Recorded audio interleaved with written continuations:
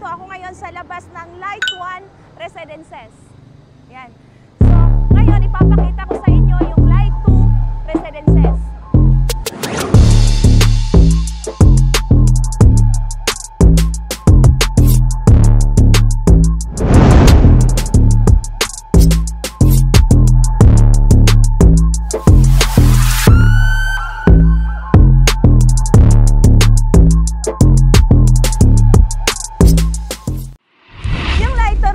Ongoing po yung construction niya. Yung location niya, dito lang po siya sa Boni MRT Station, MRT 3 Station.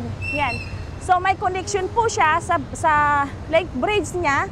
Connection po siya papunta po sa MRT to Light 1 and Light 2. So ngayon ipapakita ko sa inyo yung update ng construction site. Ito yung sa construction site sa Light 2 Residences.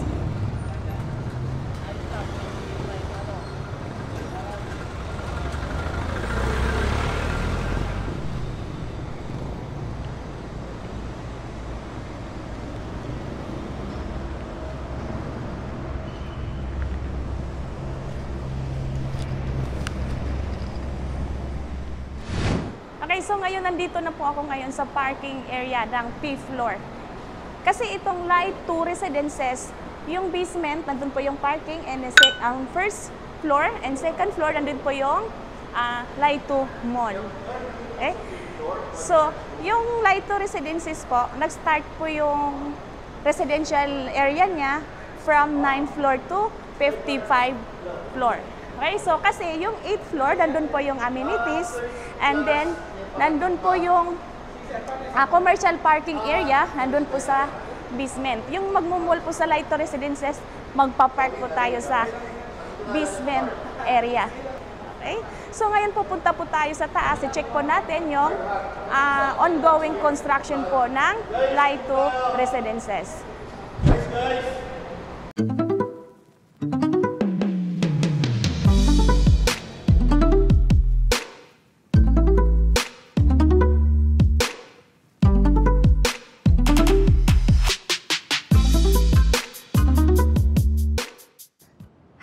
Nandito na ako ngayon sa 8th floor area. So, dito natin matatagpuan po yung amenities ng Light 2 Residences. So, kanina nasa baba tayo. So, ngayon papakita ko na sa inyo ngayon yung amenities ng Light 2 Residences. So, now, yan po yung meron po tayong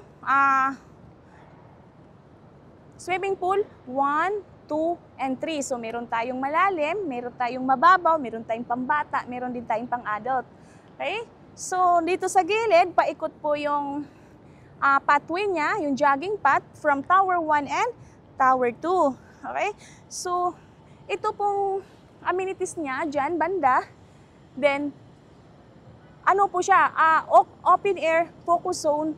Pwede po tayong mag-stay dyan, mag-standby, kasi kung gusto nyo pong fresh air.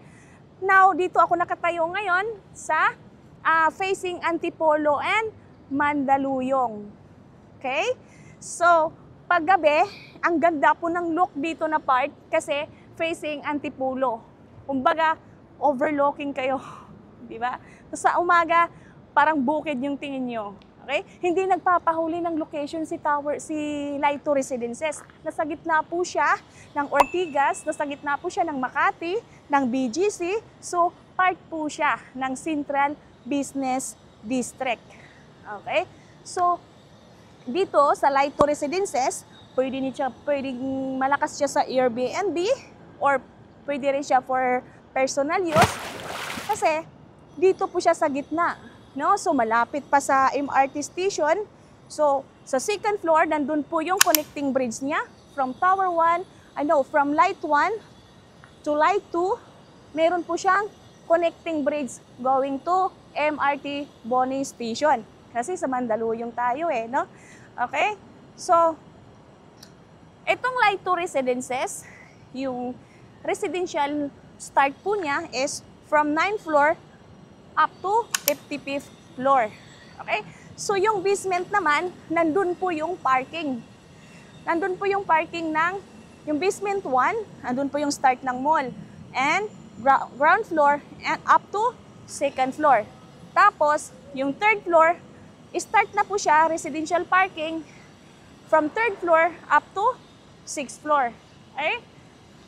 Yan. So, itong light 2 residences, sa ganitong oras, hindi po siya mainit, no? So makikita natin, pag tapos na po yung amenities, may mga design na po yan sa gilid, may mga kahoy na po. So ang fresh talaga ng dating dito sa amenities dito sa 8th floor light 2 residences. Yan. So, pag may mga tanong pa po kayo, kasi ngayon itong light 2 residences, status po dito ngayon is pre-sealing. So, now is 5% spot and 15% in 47 months. Ngayon kasi pre-sealing pa siya, kaya mas maganda po kukuha tayo ngayon kasi yung price niya, yung presyo niya, pag kukuha po kayo ng RFO units na po, may diferensya po yung price. Kasi malapit naman na siya ma-turnover eh. Kasi yung Tower 1 is, estimated talaga niya is this year, 2025. This coming December and Tower 2 naman is, estimated turnover po niya is next year, 2026. Okay, so hindi pa siya huli eh. Ngayon na pre-selling siya, hindi pa siya huli talaga. So, mas mura pa ngayon, kaya kung mas maganda, ngayon tayo kukuha. Kung may plano po kayo na mag-invest. Okay? So, ngayon, pag may mga tanong pa po kayo, pwede nyo po kong kontakin. Ranisa Taguran Tabuco. And I have a YouTube channel also, Ranisa The Nice Place. Thank you for watching.